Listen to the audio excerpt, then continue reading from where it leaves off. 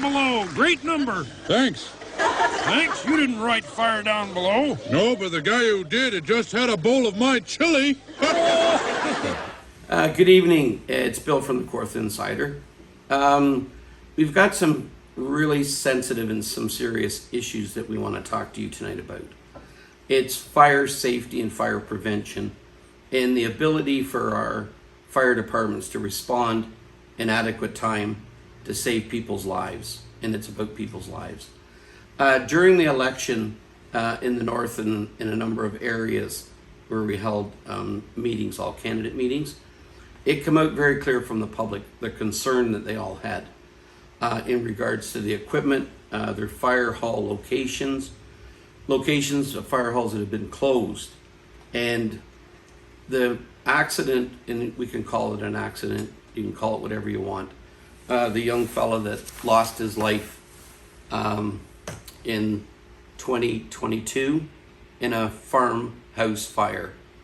And they did a report, the fire marshal did, and made a lot of recommendations in regards to where the city isn't meeting its legal obligation in fire protection.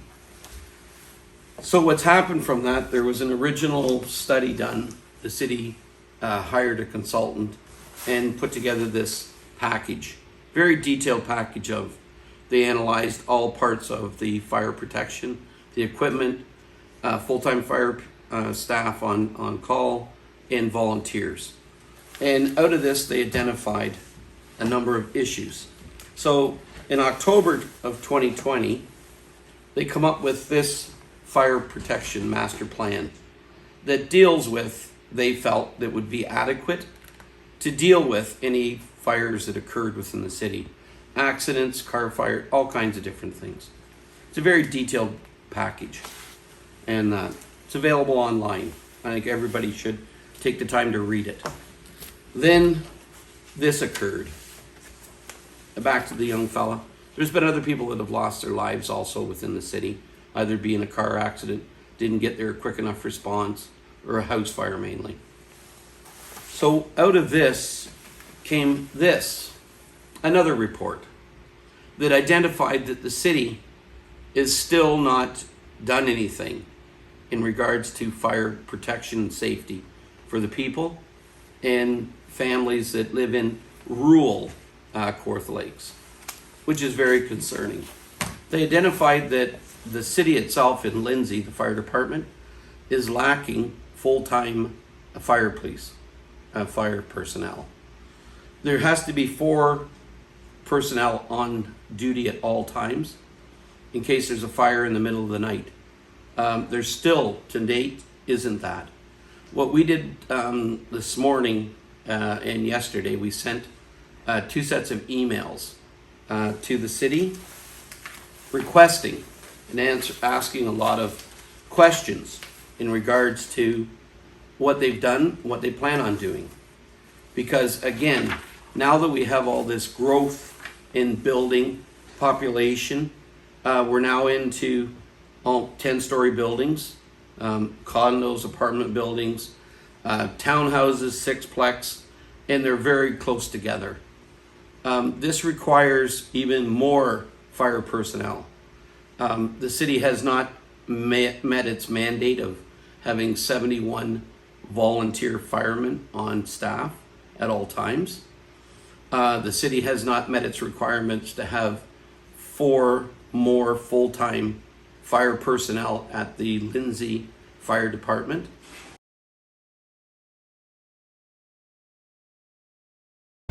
It's going to take somebody dying. A shortage of firefighters puts the public at risk. We're playing a game of Russian roulette with our service levels here. We can't keep saying that we can't afford it. You must have been thinking, where is the fire department? That threatens the safety of Canadians, especially those in rural areas.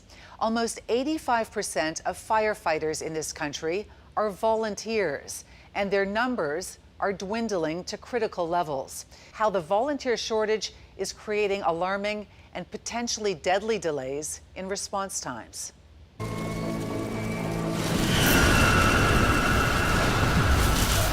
Chaos, It sounded like a freight train going through my house. Ran by my mother to go after my kids. I barely made it out myself. Barely made it out of this, Brandon Armstrong's 4-bedroom home, gutted by fire in 2020. Among those in the house, his paralyzed mother, Rita, his foster daughter, Alicia, her husband, Grant, and their 1-year-old son, Lincoln.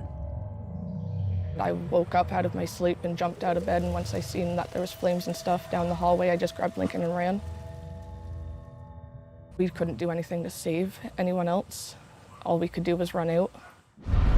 Alicia's husband, Grant, made sure his young family had escaped and then tried to rescue Brandon's disabled mother. What were you thinking when you saw Grant go back into the burning building?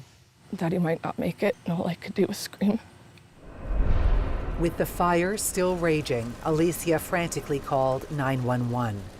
Brandon's mother and Grant were still trapped in the inferno, and he thought for sure fire crews would be pulling up any second. They didn't. And each minute waiting was more agonizing than the last. You must have been thinking, where is the fire department? Somebody needs to get in there and put these flames out. There was cops, and SWAT team was there before the fire department was. Helpless, Brandon also tried to go back into the burning building on his own. I put the ladder up against the window, and as soon as I broke the window, I should never have done that because the room exploded. Shot me about 30 feet off the ladder. Those images are still haunting me to this day. Grant made it to her. She was on his lap, and he was holding her like this. If they came sooner, we could have saved them 2 lives. I don't know. The deadly fire happened in Seabright, Ontario, in a region called the Kawartha Lakes, a couple of hours north of Toronto. Brandon's home was 12 kilometers from a rural fire hall, about a 10-minute drive. And yet it took 25 minutes for 4 firefighters to get on scene. That's the minimum number needed to safely enter a burning building. Does it play in your mind if the response had been faster, maybe they could have been saved? Oh, yeah. Oh, big time. If they had been there within 10 minutes, oh, yeah, they would have been definitely saved. But they're volunteers, right? They're not in a station like a normal firehouse. This doesn't look like a normal firehouse either. It's the one closest to Brandon's home, and the trucks are stored inside this building. It's one of 19 fire stations across the Kawartha Lakes region, an area that encompasses 24 different towns and communities. Every single one, except for the main fire hall in Lindsay, relies solely on volunteers to respond to fires. And the number of volunteers is so low that it has been declared a threat to public safety. We're playing a game of Russian roulette with our service levels here. Todd McDonald is a consultant who analyzes emergency services. His company, Performance Concepts, was hired by Kawartha Lakes to conduct an independent review of fire services in the region. The conclusions are blunt. The fire service is not keeping up. A course correction is needed without delay. It finds unacceptable response times, a serious deficit of volunteer firefighters, and a significant risk to public and firefighter safety.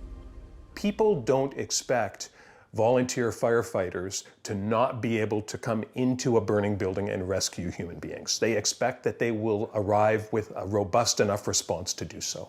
And yet your report finds that that is indeed happening, that firefighters are not getting there with the full contingent of at least 4 people in a timely manner. In many cases, municipalities are unable to summon 4 in the first vehicle and have to wait for a second vehicle. In rural areas, the recommended response time for volunteer fire crews is 14 minutes. W5 has learned that 1 out of every 4 fires in Kawartha Lakes had a response time of greater than 20 minutes. In fact, the independent report highlights response times of 28 minutes, 29 minutes, and even 41 minutes. But this deadly fire is the most disturbing of all. A 63-year-old woman is inside that burning building, trapped and helpless, waiting for firefighters to arrive. This is all that's left of the house. Nothing could be saved, including the life of the woman who was trapped inside. And this is just devastating. The closest fire hall is just 750 meters away, about a 1-minute drive. It's Freedom of Information report on that deadly fire. It shows the closest fire hall didn't respond for 47 minutes. A neighboring hall did get there faster, but even then it took 25 minutes to begin attacking the fire. It broke out just after 11 in the morning, one of the worst times, because most volunteer firefighters are at their regular, full-time, paid jobs. The risk period that all volunteer firefighting departments need to be concerned about are the work days in the core work hours. You're saying that the last thing anybody wants, if you're relying on a volunteer fire service, as most people in this country are, is to have a fire between 9 to 5. Yeah, that's the public safety risk point that the shortage of volunteer firefighters is exacerbating. Kawartha Lakes has a critical shortage of volunteers to get to scenes like this in time. The independent consultants report warns that 71 additional volunteers are needed just to meet minimum guidelines. In the Kawartha Lakes community of Lindsay, the only fire station to have full-time paid firefighters on staff, there is another major problem. The report finds that 2/3 of shifts aren't staffed with at least 4 firefighters. Again, that's the bare minimum needed to safely enter a burning building. Kawartha Lakes is the canary in the coal mine. The story is not identical, but similar in many communities across the country. To deal with any issues that occur in the town of Lindsay. The city has closed a number of fire halls that were in key locations that we have a difficult time dealing with based on the growth that's occurring within the city in key areas, especially to the south, where they closed the Little Britain Hall, they closed the Oakwood Hall, and they amalgamated the 2 halls into one halfway in between.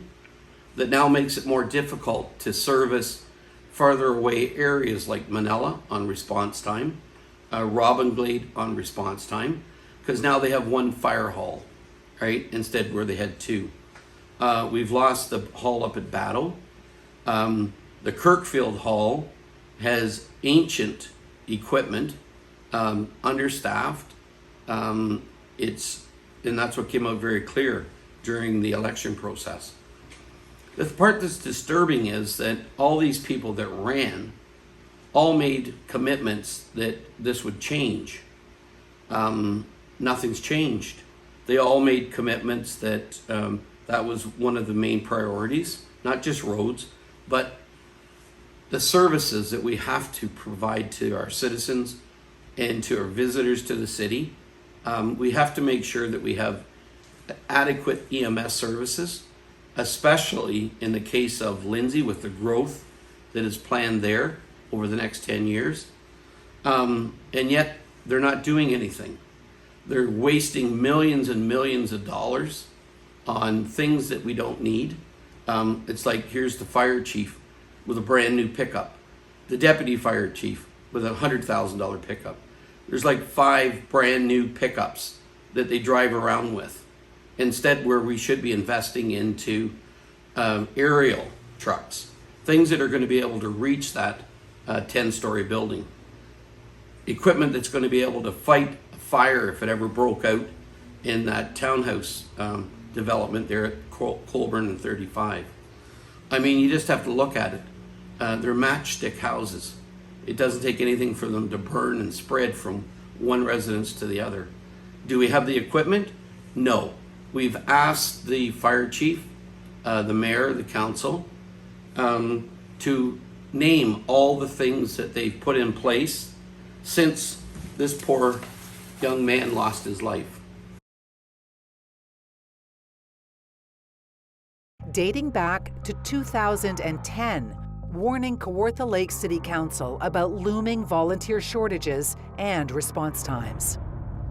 Mayor Andy Letham originally agreed to a sit-down interview with W5, but canceled. And so we caught up with him at City Hall. We're putting together a report that paints a fairly disturbing picture about public safety and wanted to give you an opportunity to discuss it with us. Yeah, I appreciate that, but we'll do it through our council. We speak as a group at council, and I don't think it is a disturbing report. Right, but when the independent consultant says public safety is an issue, response times are an issue, you're not concerned about that? Of course I'm concerned about that from a public perspective, but we're making a lot of great changes moving forward. Kawartha Lake's plans to have 60 new volunteers by the end of 2022. Welcome to the regular council meeting of almost reaching the benchmark set by the independent review for 71 volunteer firefighters to be brought on board. the Master Fire Plan and Fire Service Modernization Review. Council is also proposing hiring 2 full-time firefighters over the next 2 years to make sure that Lindsay can get the minimum 4 on scene in the first truck. I mean, the fire marshal was very clear on his recommendations that the city needed to do. We believe that they have failed 100% in the recommendations that they were asked to do. I think one of the things to point out is when we're discussing 71 additional volunteer fire personnel in the outlying areas, that is actually just to bring it up to the minimum standard required across Canada. There has to be X number of firemen in a vehicle before it heads to a fire. Correct. And in a lot of cases, you just mentioned Kirkfield area, there was 8 or 10 volunteer personnel that just quit. Yes. They'd had enough, weren't getting a response, and felt like they were being neglected. So with that kind of neglect now, the city and all of its money has basically let down all those taxpayers. So we're really talking about just getting to a minimal standard. In the city itself of Lindsay, they have a permanent paid fire department staff, but that, with all the additional building, is going to be very, very quickly understaffed even to make it to the minimum. So this is actually quite a serious thing.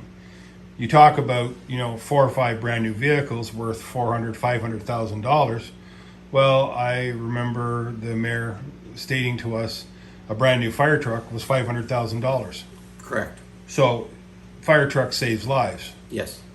A brand new pickup truck just looks good in the driveway. 100%. Where's the priority? That's what we're saying. That's what we're seeing with this new administration. They look more for the fluff than actually investing the money into what's going to benefit the public, protect the public, and be able to meet and exceed the expectations of taxpayers. And the other issue here is that the morale between the volunteer firemen and personnel is at an all-time low.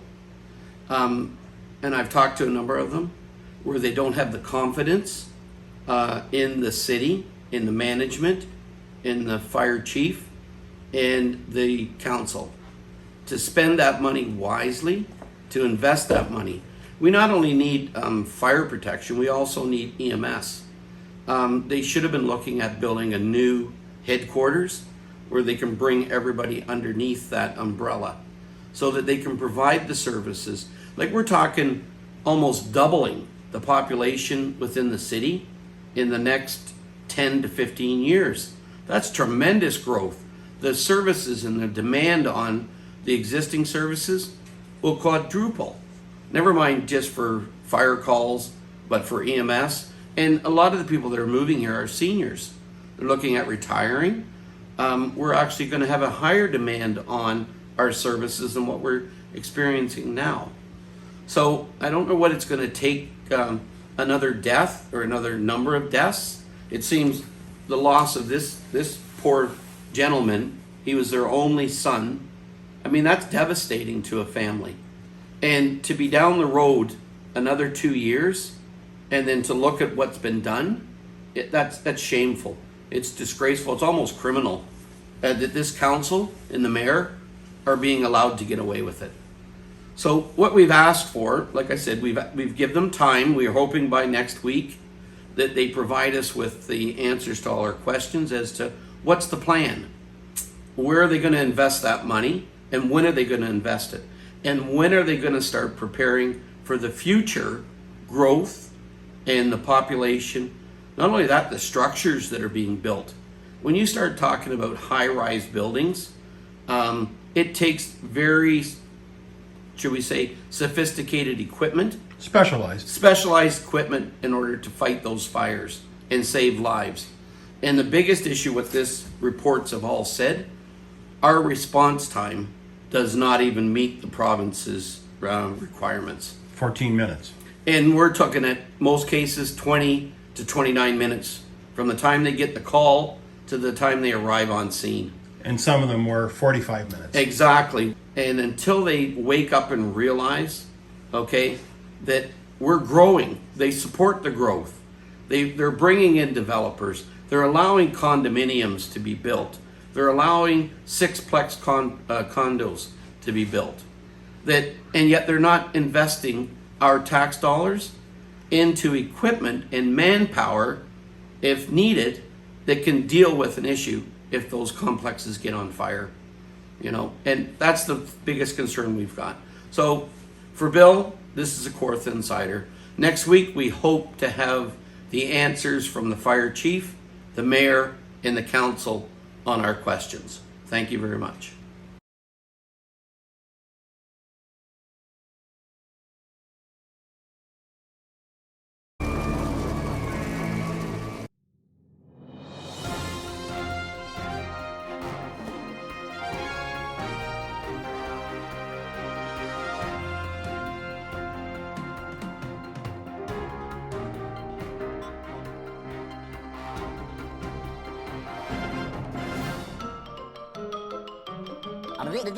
That's all, folks.